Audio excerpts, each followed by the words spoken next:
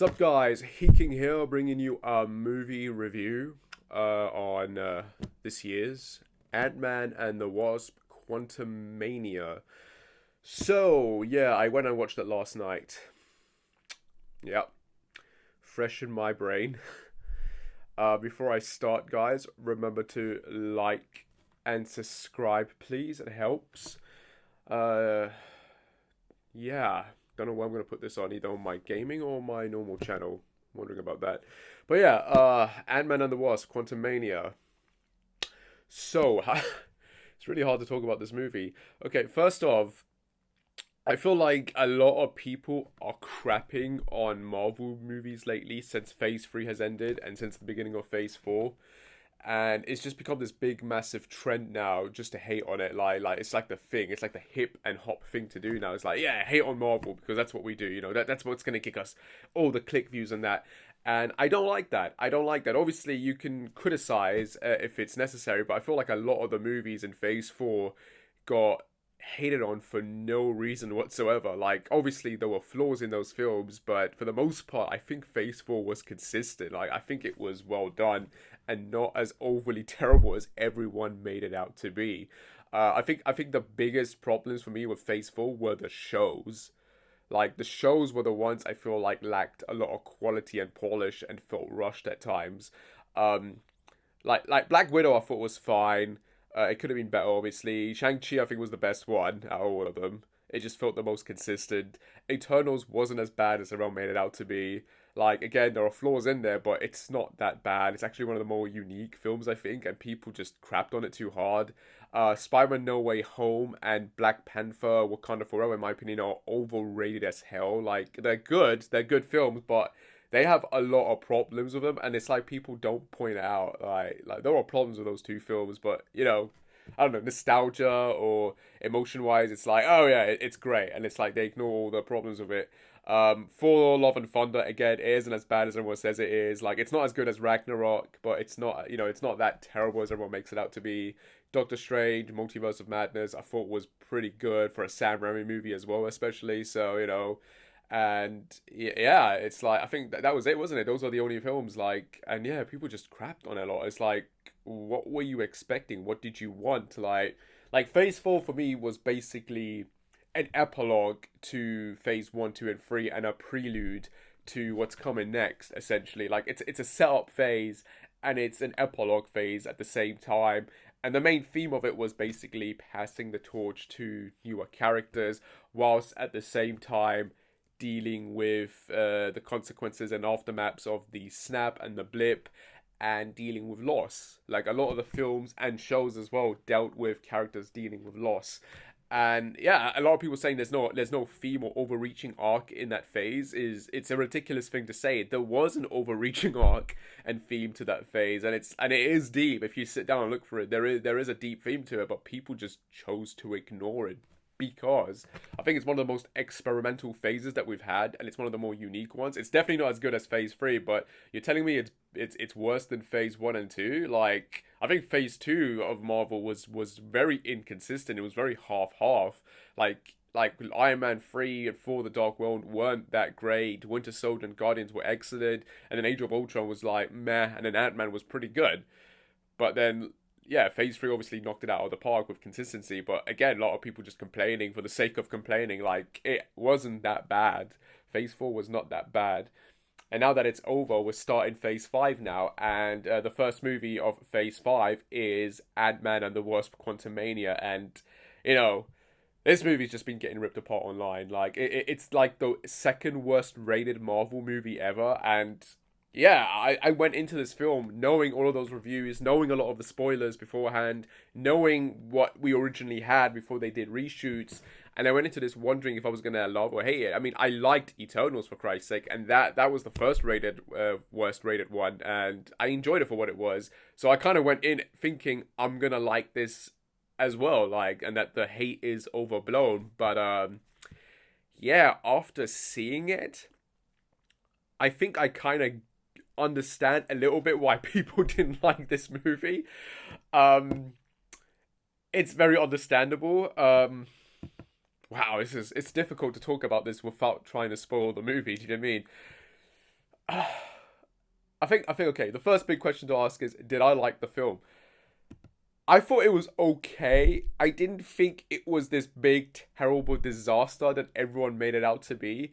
There are things in this I certainly enjoyed. I do think it's one of those movies that is somewhat fun. You can watch it and you can have fun with it and you can enjoy it.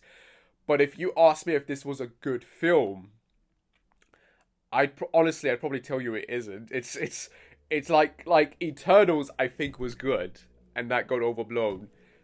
It's fun, but it's not good. Like, does that make sense? Like, what can I use as an example of? Like, everyone's like, oh, Godzilla versus Kong, right? Like, that was great, right? And it wasn't. Like, it's a fun film, but it's not very good. And I feel like this is the same case with this movie. Like Quantum Mania it has moments, but it's not done very well. There's a lot of problems with this movie, and I understand some of the complaints that people had. It's like, yeah, I haven't seen it now. I kind of get it, but I'm gonna go through all of it. Really, I'm gonna talk about this all and try and get it all out and dish it all out. But okay. First off, what's the story about? Okay, so this takes place basically after Endgame. We see Scott and he's living his life to the fullest now. He's popular, he's a celebrity, he's written his own book, he's in a good relationship with Hope, and obviously Hank, and Janet's back now and she's living with her husband and daughter now. So, it's all good. Life is good. The only sort of down point is his relationship with his daughter, which, to be fair, isn't all that bad. She's been doing her own thing, sort of she's in a rebellious phase, if you will, now. And so, yeah, it's sort of dealing with that. And then you've got Janet dealing with her trauma, with what happened in the quantum realm, and her not explaining to anyone what happened. So she's been keeping quiet on that. And we find out that Cassie has sort of been working with Hank and Hope, building this device that can send signals into the quantum realm so they can map it out and find out more about it, which turns out to be a very bad thing because someone from the quantum realm ends up receiving that signal and basically traps them and brings them into the quantum realm. And we get this sort of the MCU's version of Journey to the Center of the Earth / Tron Legacy, except it's not a very good version of Tron Legacy. And yeah, we find out that the reason Janet doesn't talk about the quantum realm is because she had this whole life there and we learned that she had this relationship, this sort of partnership with this character called Kang, played by Jonathan Majors. And he's basically the big bad of the movie, and we find out that, oh yeah, he's a really bad dude. He's a conqueror, he's a tyrant, and he wants to escape with his army and start conquering other worlds and that. So yeah, things are not looking good, and Scott, his daughter, and everyone else pretty much gets caught in the middle of this fight between Kang and these rebels, resistance fighters, and Janet, and it's all thrown into the mix. And yeah, it becomes this whole story about, oh, we gotta escape from the quantum realm whilst at the same time stopping Kang. So yeah, the plot is simple enough, but at the same time it feels very overcomplicated, with various things being thrown in at you at way too fast a pace, basically. I mean, this movie's pacing, it's less than a 2-hour film, and there's so much going on in this movie. And yeah, immediately one of the biggest problems with this film is the whole concept of telling and not showing. You know how they say show, don't tell? This movie spends a lot of time telling you without showing you. And yeah, usually I don't mind exposition. I mean, I like the Nolan Batman movies, for example. I like his movies in general, so I'm used to a lot of exposition. But this movie it throws tons of exposition at you without showing you anything. Like, we find out that Cassie's an activist now, and she's explaining what happened and why she's in jail. They don't show you why and that. And then obviously, oh yeah, we've been doing this, we've been doing that, and it's like, again, they're telling you, they're not showing you. So yeah, it gets tiring very, very quickly, especially when the characters go into the quantum realm and they meet these other characters, and those characters are like, oh yeah, this is happening, that is happening, this happened, and it's another case of showing, not telling. Like, when I say this movie feels like Journey to the Center of the Earth slash Tron Legacy, I really mean it, and not in a good way. Like this film feels like a massive ripoff of Tron Legacy. Like certain plot threads just feel very similar, and like that movie, Tron Legacy had a lot of problems as well in terms of it told you and it didn't show you, and obviously it did have certain moments and then it explained certain things. But this movie sort of overdoes it with that concept, and it gets very tiring very quickly. And yeah, some people have said this is boring, and yeah, I kind of tend to agree. I feel like for it's weird because like sorry, it, it's really hard to talk about this without spoiling it. Really, I'm being serious. Like, oh, so I was as I was saying, like, yeah, this movie just overdoes it with the show and tell. It does feel like it's ripping off Tron Legacy, but with Tron Legacy, I feel like there was a certain style to it that worked with the plot. And of course, I think by the end we got like a prequel as well, like an animated prequel that they did to sort of, tie up those loose ends with that movie. But with Quantum Mania, it's just a constant barrage of exposition and exposition. And we learned things that we already learned if you've watched Loki season one. By the way, if you're wondering what you need to watch before watching this movie, obviously watch the Ant-Man movies, watch Endgame, and definitely watch Loki season one, as this ties in heavily into this. Not maybe not in the big way you think, but Kang obviously is a big thing with it, so that's a big tie in there.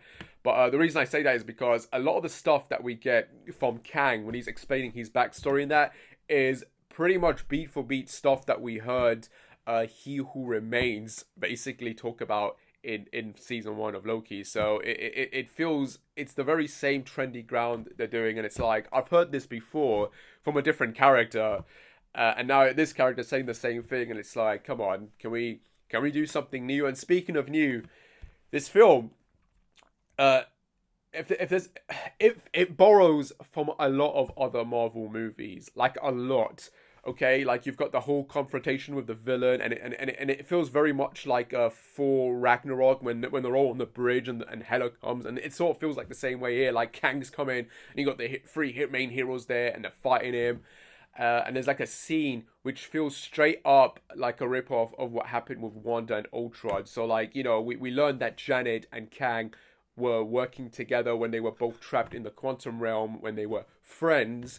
And the way Janet finds out that Kang is evil, if you will, it feels very similar to pretty much how Wanda found out that Ultron was gonna, destroy the entirety of humanity. It pretty much is the exact same sort of concept and scene, with the flashbacks and everything. It's like, oh yeah, you're doing the exact same thing that we've seen before. So none of this feels new, okay? And when the movie does try to feel new, I will give it this, like, the quantum realm itself, like the visuals for it, are very unique. They're very well done. They do try to bring this world sort of to life, and the majority of this movie is essentially a big green screen, blue screen production. Like, you're pretty much spending the whole time in the quantum realm. Like, the first 15 minutes are real world, and then the rest of it is pretty much in the quantum realm for the majority of the movie. And yeah, I think visually wise it is done well. There are a few moments where you sort of look at it like, yeah, this is clearly green screen and blue screen. And at times it does feel bland. Like, I've seen this sort of before. Like, it has the visuals feel very Thor Ragnarok, feel very Guardians of the Galaxy, but not as good. I will say that the creature effects are really well done. Like, we get a lot of unique creature designs in this, so I really like that. And at times it feels very Star Warsy as well. Like, it does feel like they looked at Star Wars: A New Hope as well, and they sort of copied elements of that. Like, they were inspired by it. So yeah, very Star Warsy at times, which I didn't mind. But I feel like they don't do enough, especially when we get when we meet like the resistance, for example. Like, there's a resistance that's fighting against Kang the Conqueror, and we meet the resistance and we get introduced to all these new characters, and I don't particularly care about any of these characters. They try to make you sort of get them, like them, but it's like I don't care. And one of the biggest problems I have with this movie as well, when it comes to new characters, it's the fact that they sideline all the side characters from the previous from the previous Ant-Man movies. You don't get the wife back, the ex-wife back. You don't get the cop ex, boy step father boyfriend back. Michael Pennan's character is gone, which is a bloody shame. It's like I feel like you could have done a lot in the beginning of the movie, showing those characters and showing what's going on. Like for example, Cassie gets arrested, right? And it's Scott and Hope that bail her out of jail, and it's weird because it's like why wouldn't she call her stepdad to do that? He's a cop, right? Like, wouldn't it make sense to get a scene where he's calling Scott and he's like, "Yo, Cassie's in jail. Can you come help her out?" And we get that scene with him being reintroduced, and he's just doing his job and he's helping out because Cassie's his stepdaughter, and he's helping out. But we don't get anything like that. That would have been a very emotional thing to get, and we don't even get that. We don't even get Michael Penn in here narrating. It's mostly Scott doing his monologuing in the beginning and ending of the movie.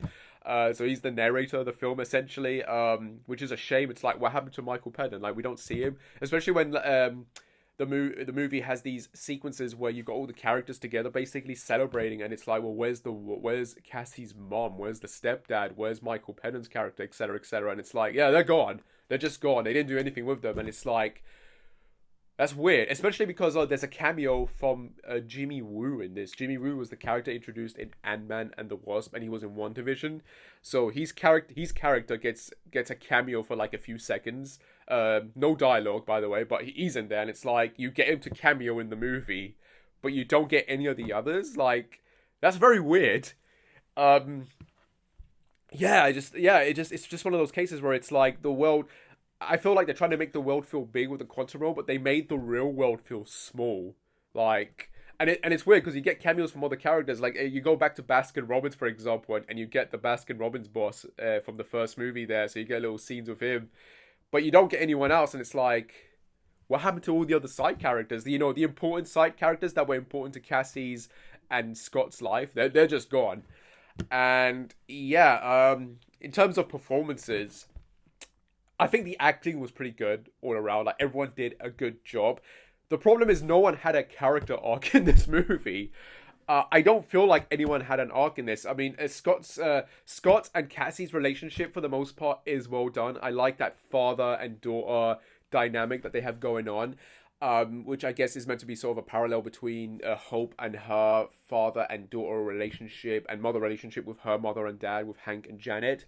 But obviously, the main thing here is Scott and Cassie, and Paul Rudd again. He's good as always. He's great, but the new actress playing Cassie is, I don't want to say anything negative about her. She's fine with the job given to her, but like, yeah, I'm just sort of wondering why they had to recast her. Like, I'm watching this and I'm thinking, why? Like, it just feels so unnecessary, and I just don't get why they did it. Like, I didn't really feel anything for the new actress. And I'm sort of also wondering why they didn't just get the original one back as well, because Ant-Man and the Wasp, came out in 2018, right? And we're in 2023 now. Obviously, this movie was shooting in 2022. But I'm just wondering, couldn't they have just gotten the original actress back for this? Like, she would have been at least 4 or 5 years older by that point, wouldn't she? So I don't get why they made this change. Like either bring her back, right? Because I think at that point she would have been old enough, or you should have just stuck with the actress that you got in Endgame.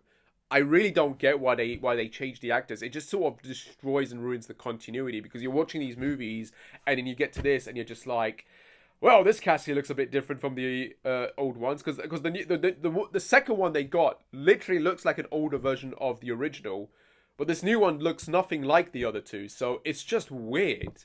It's like what they did with Terrence Howard and Don Cheadle, but obviously that there's a reason for that. Here it's like there's no reason or excuse why they did that. So it's one of those cases where I feel like Marvel just took the piss, like. And it was just so unnecessary. I really feel bad for the original for both the original and the previous actress. Like, it just felt so unnecessary recasting it for a second time.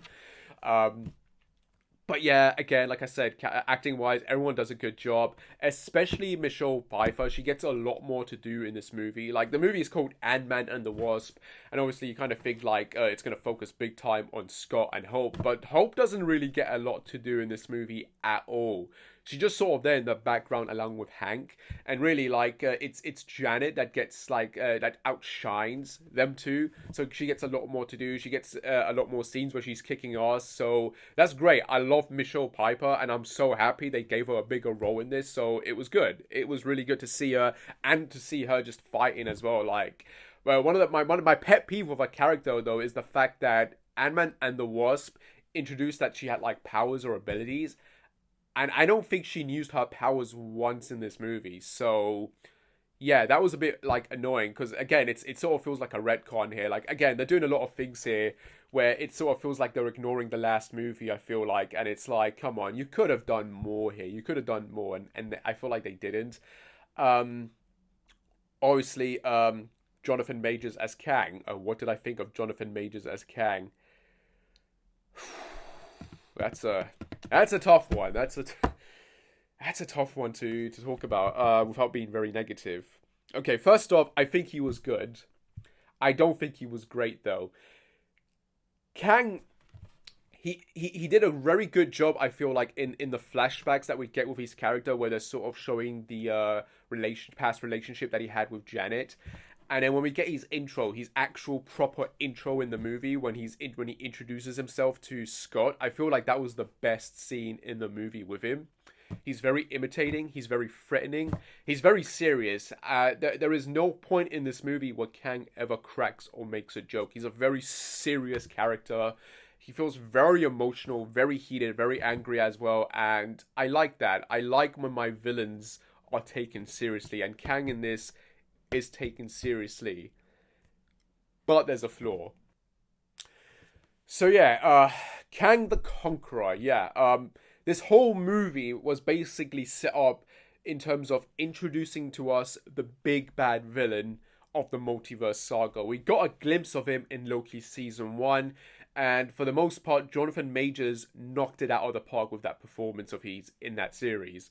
It was a very good series. It was a very good series, and his performance in that one episode was the highlight. Like the build up to him was great, and they sort of do the same thing here with him in this movie where they build up to him. He feels almost like a Bond villain, like you know those old school Bond villains who don't show up until like towards the very end or halfway through the movie.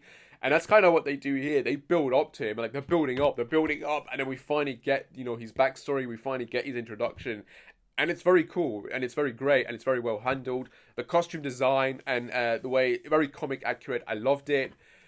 My problem with his character is that again, he feels like he's all talk. There are obviously moments where he's very threatening, and he's using his abilities and his technology to be threatening and to be very commanding. But when it gets to the end of the movie, especially when we find out that he's the kind of character, he's like, oh, you're an Avenger. Have I killed you before? So we learn that he's killed a lot of Avengers, obviously, like because he comes from a different timeline. He comes from a different universe where he's obviously like this, he's hot shit. Here though, like I don't know. I feel like his performance as He Who Remains was better than his performance here. Like his performance here isn't bad. It's good, but character writing wise, I feel like they sort of did him a disservice because you sort of look at this and you're like, this is supposed to be the big bad, right?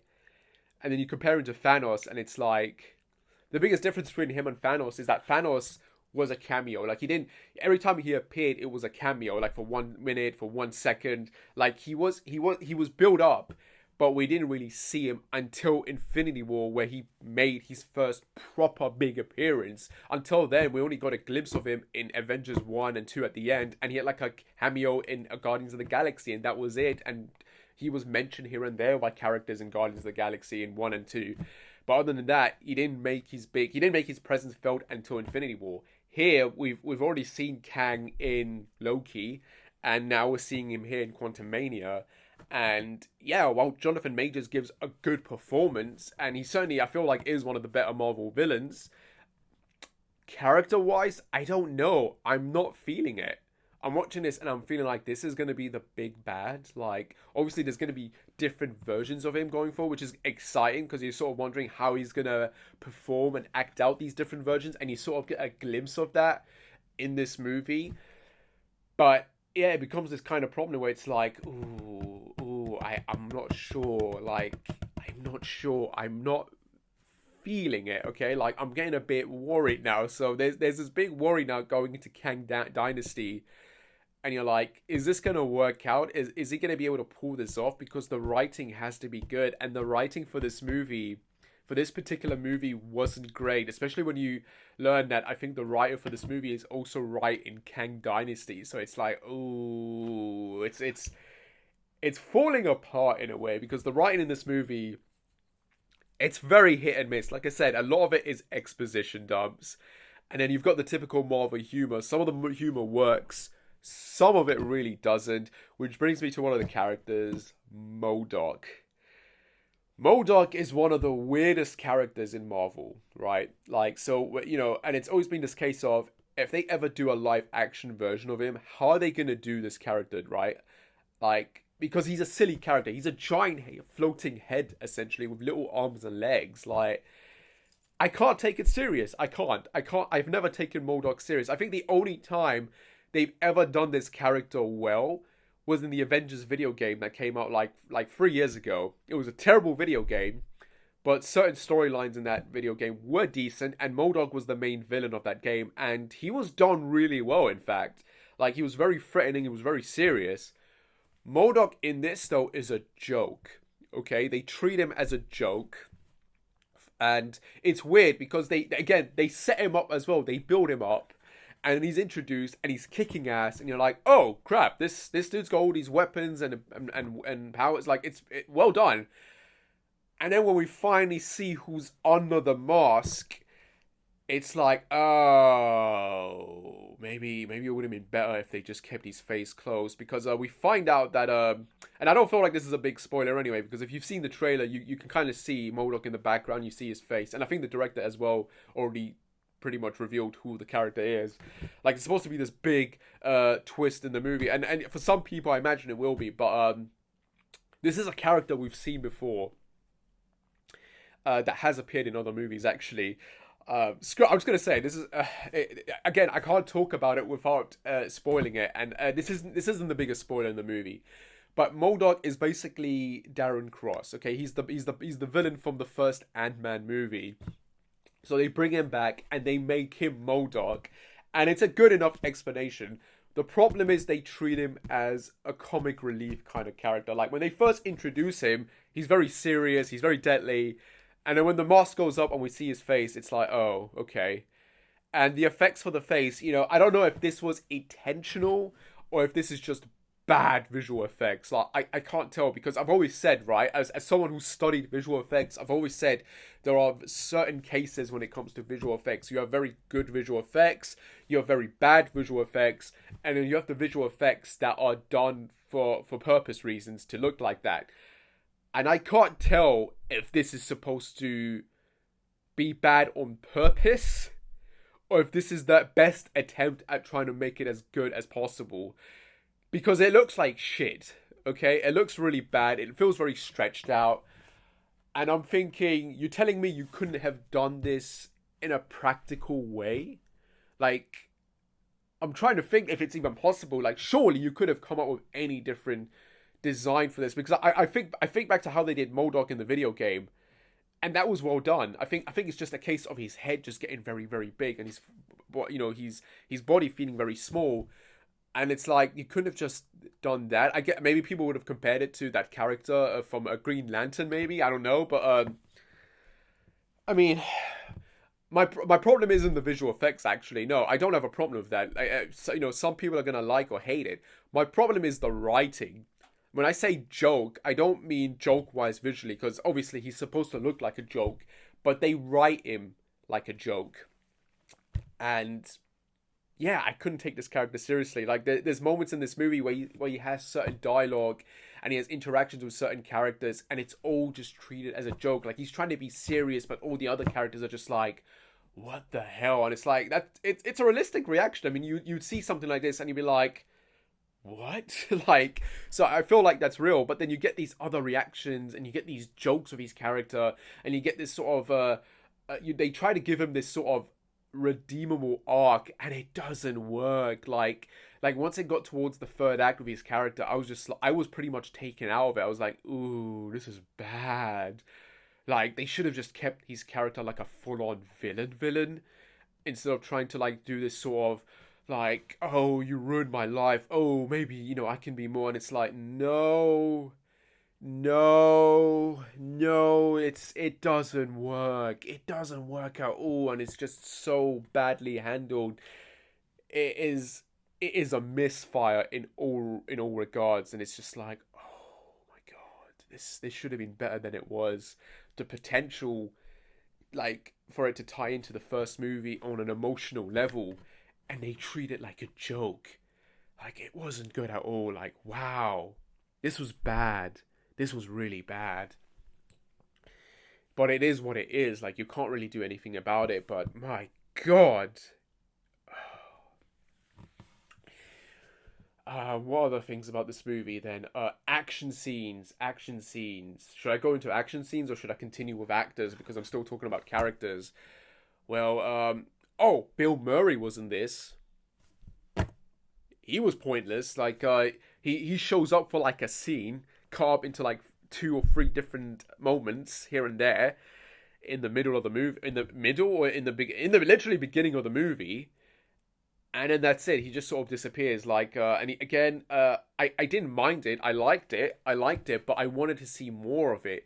This movie sort of introduces concepts where it's like, I wish I could see less of this and I could see more of this, and it just feels like a jumbled mess because he sort of, again, he's there to give us exposition and obviously to move the sort of the plot along, and that's all it is. And it's like, this feels pretty pointless. There's a lot of things in this movie that just feel sort of pointless. Like it's just there to push the plot along. Like it doesn't really, it doesn't feel necessary. Like, Bill Murray's character basically feels like the character from Tron Legacy, where you've got that character that they go to see in the bar, I think.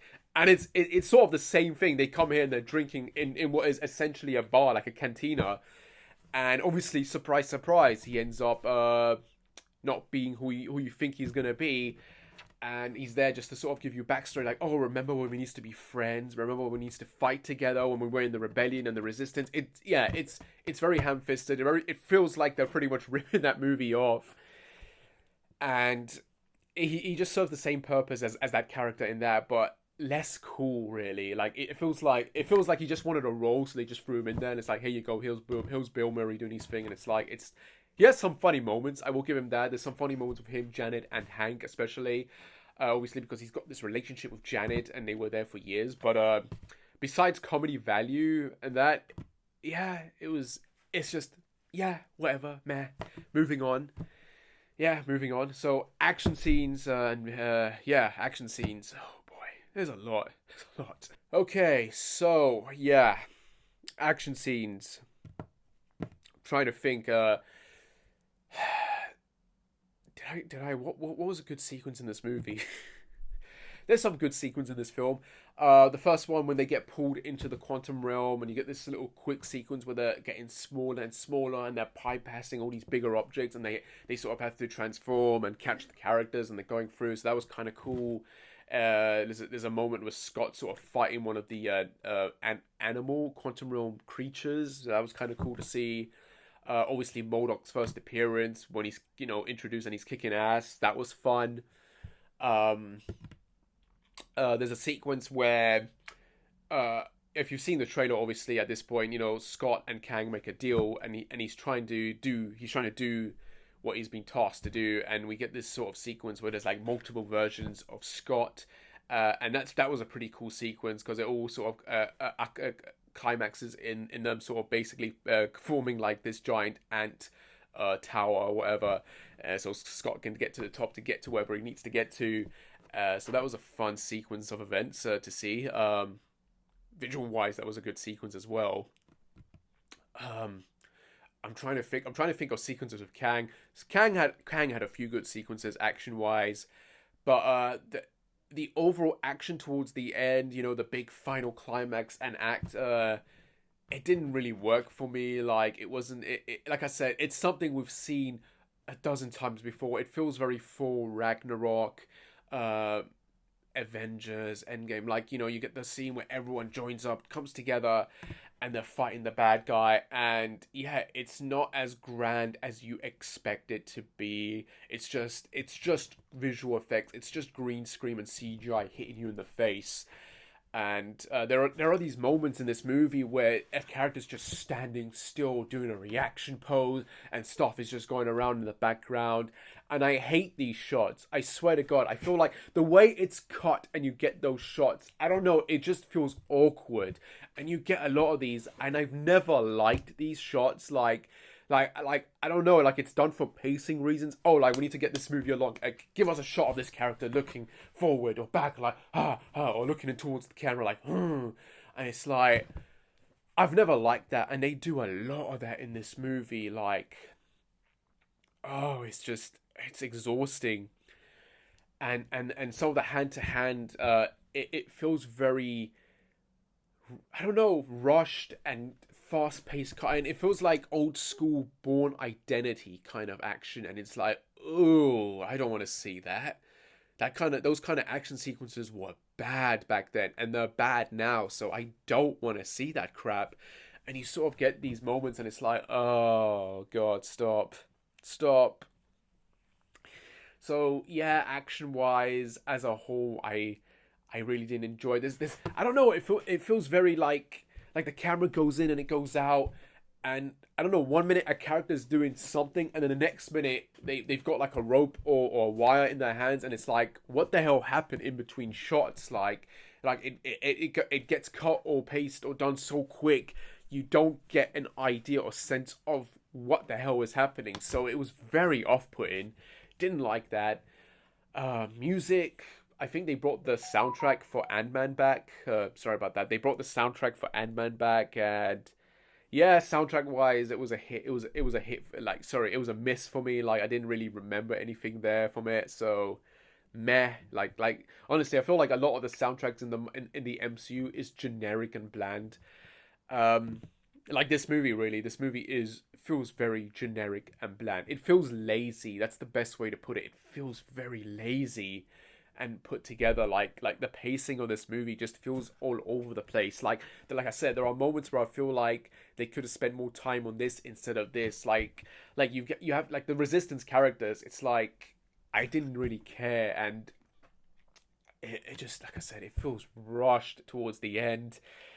I'm trying to think. Like, did I hate this movie? I didn't hate this movie. I wanted this movie to be good. I wanted this movie to be promised what we were going to be given. That's another thing. The trailers lied. So, there's a new law that was passed where it basically said that trailers are not allowed to false advertise a film. And I don't know if that includes dialogue or not, or the way a trailer is edited, and not just footage that's in the trailer and not in the final film. But in the trailer, like Kang makes out like he's gonna give, he makes a deal with Scott, and he's like, I can give you back all the years you lost with your daughter. I can give that back to you if you do this for me. But in the movie, it just becomes a generic case of, I've got your daughter as a prisoner. If you don't do this for me, I'm gonna kill her. Simple as that. And the conflict we were promised in the trailer is not in the movie. So that was disappointing, to say the least. That conflict technically goes to Janet. So, but in the trailer, they make it out like he's saying it to Scott. So that's very annoying. Like, that's very misleading. I didn't like that. Writing wise, like I said, there's a few writing issues in this movie. I feel like I said, the whole case of they tell you and they don't show you. And then writing wise, honestly, I don't know. I mean, I'm trying to think, were there any writing problems overall in this movie? Like, nah, to be honest, I didn't actually have a lot of issues. A lot of the complaints I heard, I actually didn't have a problem with this. Like, there's this moment in the movie where it's like Scott has to retrieve this thing for Kang, right? And obviously, if Kang gets it, that's bad. And Janet tells Hope and Hank all of this. It's like, we have to stop him from getting this. And there's a sequence in the movie where Scott's trying to get it, and Hope comes in and helps him get it. And you sort of look at that, you'll be like, why is she helping him do this? Doesn't she know that, she knows that Kang wants this, so why is she helping him? But I feel like maybe there were scenes cut, or maybe you have to pay a bit more attention. I feel like this is one of those movies you have to pay attention because they do tell you things that make sense if you listen to it. But they do say that they need this to get back home. So obviously Hope's there for that, and Scott's there for that, for the other reason. And he explains what that reason is, and it's like, oh, okay, fine. And then, the plot progresses as you would expect. So yeah, this camera's about to cut off, and the microphone's about to cut off because the battery's out. So I need to finish this quick. So yeah, writing wise, plot wise, it makes sense if you listen to it. I think a lot of people are going to complain about Cassie's character, like, oh, she's got her own suit, she can do this, she can do that. Look at that, it's the MCU, like, they're giving all the women, they're making them perfect. And it's like, the movie explains that, because you have to keep in mind, this movie takes place like 5 or 6 years after, it takes place 5 or 6 years after Infinity War, and at least a year after Endgame. So you have to take in mind that, in between those years, Cassie probably went and studied and learned up on all of this stuff. I mean, she says that literally in the movie, that she was from the moment her dad disappeared, she was reading up on this stuff and that. So, it makes sense. Like, she's not like clever, like, but it makes sense. So I don't get this argument. It's not like she's perfect, and she does a lot of mistakes in this movie. So again, not perfect by any means. Which again, I didn't mind. So I didn't have a problem with that. Like I said, it's just pacing wise, this movie was an issue. Some of the humor, MODOK, I had a problem with. Kang, he's threatening and he seems powerful. I hate this camera. I need to get a new one. But yeah, like I said, pacing issues, MODOK, some of the humor I didn't like the dick jokes, or you're like a brother to me, and it's like, get away. I didn't like that. And like I said, Kang, he feels threatening and powerful, but I don't know. It 1 minute he's doing things, and next minute he can't. Like, I don't know if that was properly explained or not. So, and the side characters, I didn't really like the side characters because they were just underdeveloped. Like, I didn't care. It's a fun film for the most part. Like, if you're into the whole visual effects and that, and seeing a different world, but Tron Legacy did everything this movie does. Tron Legacy did better. So, if you want to see a movie that is very similar, go and watch that instead. Go and support that instead, because this isn't it. As a film to kick off Phase 5, I feel like it does a very terrible job. This feels more like a Phase 4 movie. Again, passing of the torch and that. And the ending of this movie was rewritten, by the way. Like, the ending of this movie was very different. It was a lot more darker, and it was supposed to end on a big, massive cliffhanger. And instead, they changed it around so they can give it a bit more of a conclusion. But it doesn't feel like a conclusion because it's more of a setup for what's to come. And, as far as third movies go, when it comes to the various different characters like Captain America, Iron Man, Spider-Man, especially, and Thor, of course, those characters, their third movies felt like a big wrap-up on their character arcs and sort of a next step of their character arcs. This film doesn't do that. Like I said, no one here feels like they have an arc. It feels more like a setup movie. It feels more like sort of like a part 1 or part 2 of something, instead of like the concluding fact or chapter in these characters' storylines. So yeah, piss poor element on that aspect. But yeah, I don't really know what much to say. This movie was not perfect, and I get a lot of the flaws. I understand a lot of the hate for this. It's not terrible. There is some decent stuff in here, but this is one of the weakest Marvel movies they've done. Like, when you sit down and you think about it, it is one of the weaker ones. Like, Jesus Christ, I feel like For the Dark World and Iron Man 3 were definitely better than this, which is a bloody shocking thing to say, but I feel it is true. In my heart, I feel it's true. I didn't quite enjoy this movie, I think, as much as I enjoyed those two, which is weird because I don't like For the Dark World, except for Loki's arc in that. But at least that felt like the characters had an arc. Here, it's just like stuff happening because maybe it gets paid off in the end. Like, by the time we get to Kang Dynasty, this will make more sense, but I don't want that to be the case. I want these films to be able to stand on their own and to be better for what they are. And yeah, this movie, like, as of now, I feel like of all the movies we've gotten since Phase 4 to now, this is definitely the weakest one. Like, I enjoyed Eternals more than this, and that says a lot. And yeah, there's yeah, what more can I talk about? The post credit scenes. There's two. There's a mid and there's a sorry. There's a mid and an end post credit. The mid is weird. Like, I liked it, but looking at it as well, it felt sort of cheap, and it's one of those cases where I'm like, I'm getting scared and nervous for the future of the MCU, like, because I'm not feeling this. Like, they need to be able to pull this off, and I'm excited to see if Jonathan Majors can pull it off. But what they teased was a bit like, ooh, like, I feel like this should have been more serious and this should have been better directed and developed. It feels very thrown in and very cheesy. So, yeah. But it does feel like from the comics, so it's not a big complaint. I do like the idea of it. I'm just hoping that it has a bigger and better and more serious payoff going forward.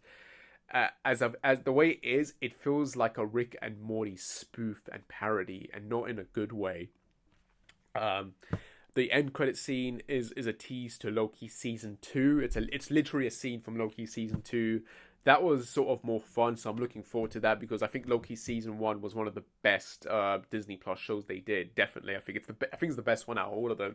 So I'm excited for that. I'm curious to see what they do with that. I'm looking forward to seeing Tom Hiddleston back as Loki, and what is it, Owen Wilson back as Morbius. So that's gonna be cool. And they teased Jonathan Majors' role in that season going forward. So I'm looking forward to that. I'm looking forward to that more than I'm looking forward to what we're going to get in Kang Dynasty, because this movie, it didn't pull me in the way I hoped it would. It's a mess.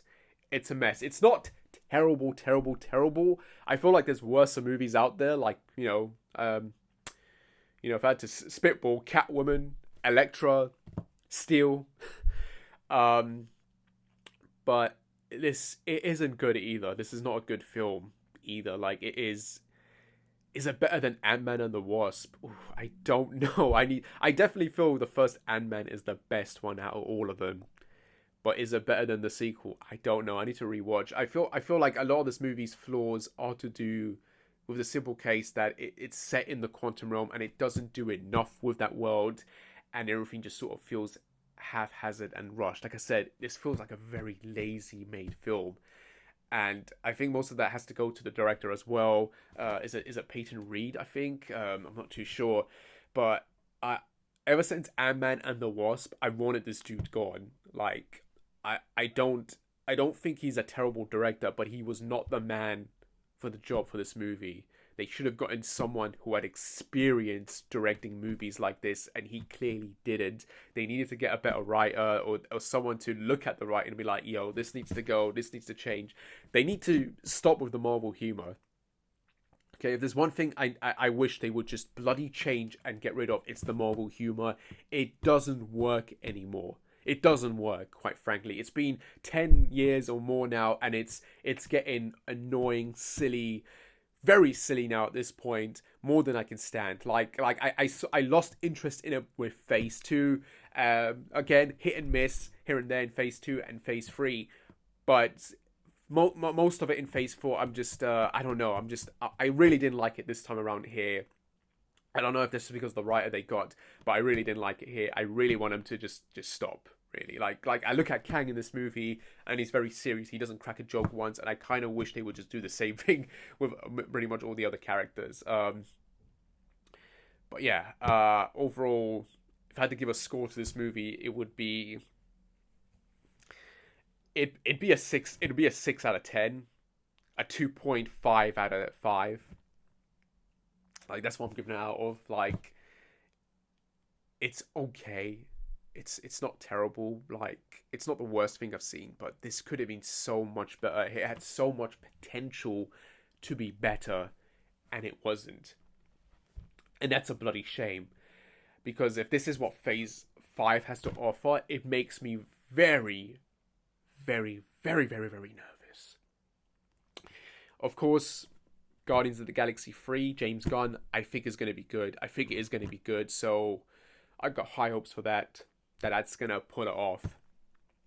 And Loki season 2, fingers crossed, along with Secret Invasion. So at least show wise, from what we're getting, I think this year it's looking good. And hopefully this was just the bad one. Like this was the movie that's like, yeah, this wasn't as good, but the next ones are going to be better. But then we of course have the Marvels at the end, and it's like, oh, like is this going to be better? Or I don't know. We'll have to wait and see what happens. But yeah, is this one of those movies you want to give a hit and miss and wait for Disney Plus? I would say yeah. I hate this camera. It keeps cutting off. Okay. So I was saying, is this movie worth watching in the cinemas, or do you want to wait for Disney Plus? And yes, my advice to you would be wait for Disney Plus. Don't bother going to the cinemas to watch this. I don't think it's worth it. I don't know if it's worth watching in 3D. Maybe the effects look better in 3D, but I've seen enough 3D movies to be able to say that it's not worth it unless it's Avatar 2. But yeah, this isn't one of those. So I wouldn't waste my time. This is definitely one of the weakest Marvel movies they've done.